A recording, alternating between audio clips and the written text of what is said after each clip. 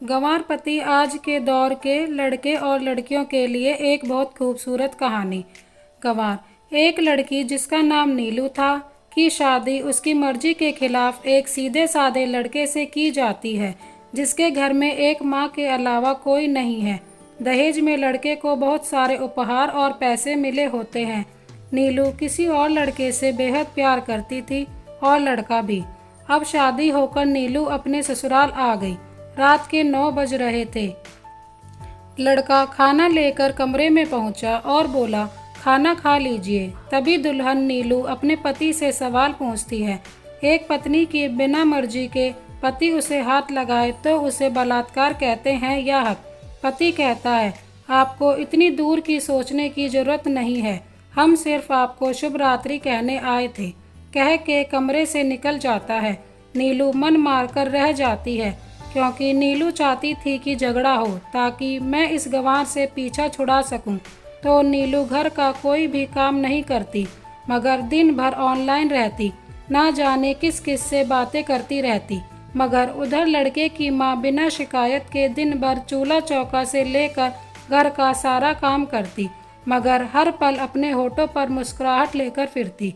उसका पति केशव एक कंपनी में छोटा सा मुलाजिम है और बेहद ही मेहनती और ईमानदार है। करीब महीने भर बीत गए मगर पति पत्नी अब तक साथ नहीं सोए। वैसे केशव बहुत शांत स्वभाव वाला था, इसलिए वह ज़्यादा बातें नहीं करता था। बस खाने के वक्त अपनी पत्नी से पूछ लेता था कि कहाँ खाओगी, अपने कमरे में या हमारे साथ। और सोने से पहले डायरी लिखने की आदत थी जो वह हर रोज रात को लिखता था। उस लड़की के पास एक स्कूटी थी जो वह लड़की हर रोज लेकर बाहर जाती थी। पति के ऑफिस जाने के बाद और पति वापस लौटते ही आ जाती थी। छुट्टी का दिन था और केशव भी घर पर ही था। तो नीलू ने अच्छे भले खाने को गंदा कहकर माँ को अपशब्द बोल के खाना फेंक देती है मगर वह शांत रहने वाला उसका पति अपनी पत्नी पर हाथ उठा देता है। मगर माँ अपने बेटे को बहुत डांटती है। नीलू को बहाना चाहिए था झगड़े का जो उसे मिल गया था। वह पैर पटकती हुई स्कूटी लेकर निकल पड़ती है। नीलू जो रोज घर से बाहर जाती थी वह अपने प्यार से मिलने जाती थी। लड़की भले ही टूटकर चाहती थी, लड़के को पता था कि हर लड़की की एक हद होती है जिसे इज्जत कहते हैं, वह उसे बचाए रखी थी। इधर लड़की अपने प्यार के पास पहुंचकर कहती है, अब तो एक पल भी उस घर में नहीं रहना है मुझे। आज गंवार ने मुझ पर हाथ उठा के अच्छा नहीं किया। लड़का, अरे तुमसे तो मैं कब से कहता हूँ कि भाग चलो मेरे साथ कहीं दूर, मगर तुम हो कि आजकल पर लगी रहती हो। नीलू, शादी के दिन मैं आई तो थी तुम्हारे पास, तुम ही ने लौटाया था मुझे। लड़का, खाली हाथ कहाँ तक भागोगे, तुम ही बोलो।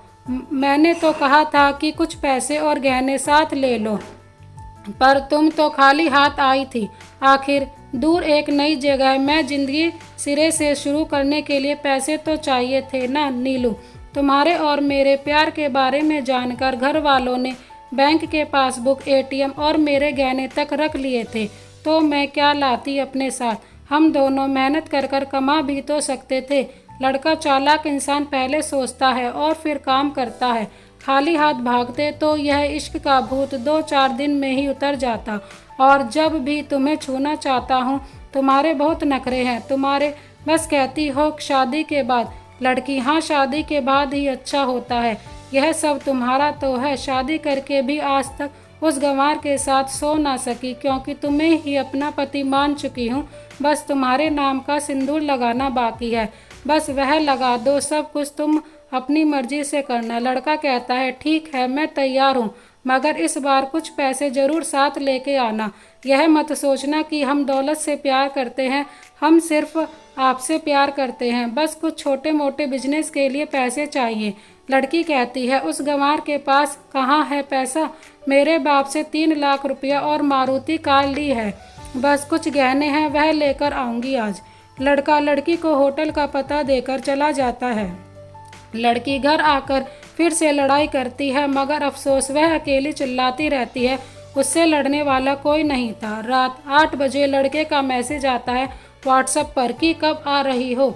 लड़की जवाब देती है, सब्र करो, कोई सोया नहीं है, मैं 12 बजे से पहले पहुंच जाऊंगी क्योंकि यहाँ तुम्हारे बिना मेरी सांसें घुटती हैं। लड़का, ओके जल्दी आना, मैं होटल के बाहर खड़ा रहूँगा, बाय।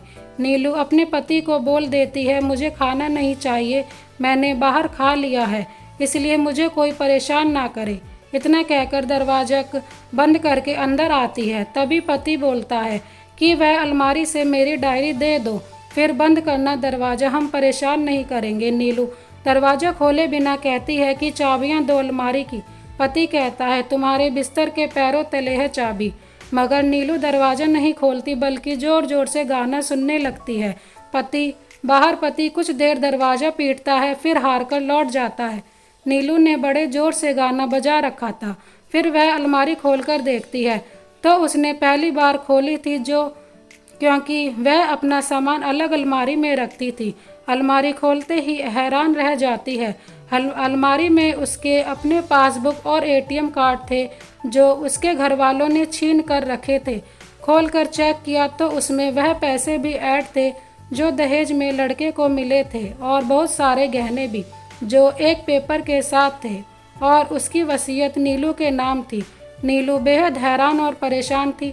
फिर उसकी नज़र डायरी पर पड़ती है और वह जल्दी से वह डायरी निकालकर पढ़ने लगती है। लिखा था, तुम्हारे पापा ने एक दिन मेरी माँ की जान बचाई थी अपना खून देकर। मैं अपनी माँ से बेहद प्यार करता हूँ, इसलिए मैंने झुककर आपके पापा को प्रणाम करके कहा कि आपका यह अनमोल एहसान कभी नहीं भूलूंगा। कुछ दिन बाद आपके पापा हमारे घर आए, हमारे और आपके रिश्ते की बात लेकर, मगर उन्होंने आपकी हर बात बताई हमें कि आप एक लड़के से बेहद प्यार करती हो। आपके पापा आपकी खुशी चाहते थे, इसलिए वह पहले लड़के को जानना चाहते थे। आखिर आप अपने पापा की प्रिंसेस जो थी और हर बार अपनी प्रिंसेस के लिए एक अच्छा ईमानदार प्रिंस चाहता है। आपके पापा ने खोज करके पता लगाया कि वह लड़का बहुत ही लड़कियों को धोखा दे चुका है और पहली शादी भी हो चुकी है, पर आपको बता ना सके क्योंकि उन्हें पता था कि यह जो इश्क का नशा है वह हमेशा अपनों को गैर और गैरों को अपना समझता है। एक बाप के मुंह से एक बेटी की कहानी सुनकर मैं अचंभित हो गया। हर बाप यहाँ तक शायद ही सोचे।